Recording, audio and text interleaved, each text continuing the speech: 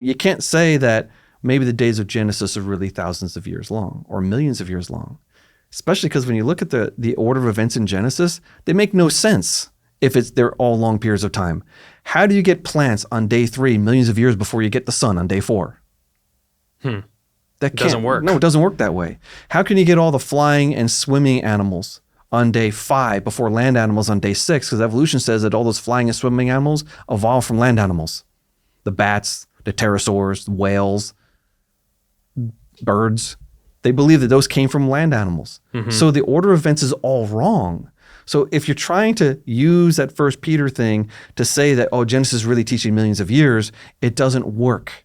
The order of events is not correct. It's as if when God set up the creation week, he did it to directly thwart naturalistic explanations. You cannot use naturalism to explain Genesis. I remember trying for years when I was a young Christian. I tried to add millions of years to that text every way you can imagine. Me too. I tried the day-age theory. I tried theistic evolution. I tried to stretch those, and it doesn't work. It does not work. There's no naturalistic evolutionary scenario that can make sense of the Genesis creation week. And I think God did that on purpose so that when we look at what God did, it has to be a God. There has to be an outside something outside the universe that creates the universe, or existence makes no sense. I mean, where do human thoughts come from? Where did life come from? Where did complexity come from? Where did photosynthesis come from? If you want to believe those things arose from nothing, then you have to believe in bigger miracles than the Christian believes in, because at least we have an outside God who is all-powerful. He's a genius creator who can do things by fiat and get it done. Naturalism has no power there. So appeals to, this First Peter thing, trying to stretch out that time. I just want to encourage the audience, think really carefully what you're trying to do. Are you trying to add millions of years to Scripture because you're trying to harmonize it with a philosophy of naturalism? Or do you think maybe Genesis isn't really history? Because if it's really history, then all this millions and billions of years stuff is actually not true. And that brings us back to the big overall question that we started the interview with. If you could sum it up, why is a young earth important to everything we've been saying? All right. For that, I think I'm going to go to 1 Peter 3:15. I close almost every one of my talks with this verse. It's very important. It goes like this. So, in your hearts, honor Christ the Lord as holy, always being prepared to make a defense to anyone who asks you, always being prepared to make a defense about what you believe.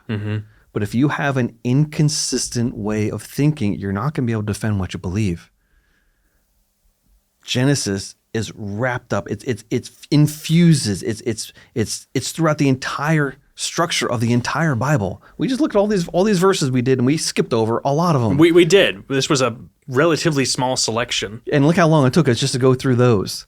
You can spend your whole life studying Genesis in Scripture. There's so much of it. Genesis is a foundation for the gospel. It's the backbone of theology. If it's not true, we've got massive theological problems later on. So for the Christians that are struggling with this, for the young Christians like me, like you, who are trying to figure out what this all is, just look, understand. Genesis is true. Jesus said it was true. The apostles said it was true. And if it is true, that means that our only hope is to look to Christ for our salvation. And it also means evolution is not true. Man, well, this has been a fantastic conversation. That was a lot of fun. I loved how much Scripture we brought to bear here. And like you said, there was so much more that we could have covered and talked about. And I know people are going to want to learn more about this. So do you have a resource off the top of your head that you'd like to recommend? Now, honestly, I would probably point people towards Creation Magazine. I mean, there's a lot of Scripture in there. There's a lot of science in there. And the whole thing for nearly almost 50 years now, we have been pointing out how science supports the Bible. And so there's interviews with people who used to be evolutionists who are now Christians and creationists, interviews with very interesting scientists all over the place. We have fascinating new discoveries that we talk about all the time. There's always a kids section in the middle of it, but everything in that whole magazine is pointing towards Scripture. Scripture as our interpretive lens for understanding science. Because without that, you don't understand science, because God is the God of science. God created the universe. And since he created the universe, we're not going to understand the universe unless we understand that God and the Bible that talks about that God. So I think I'm going to recommend Creation Magazine first and foremost.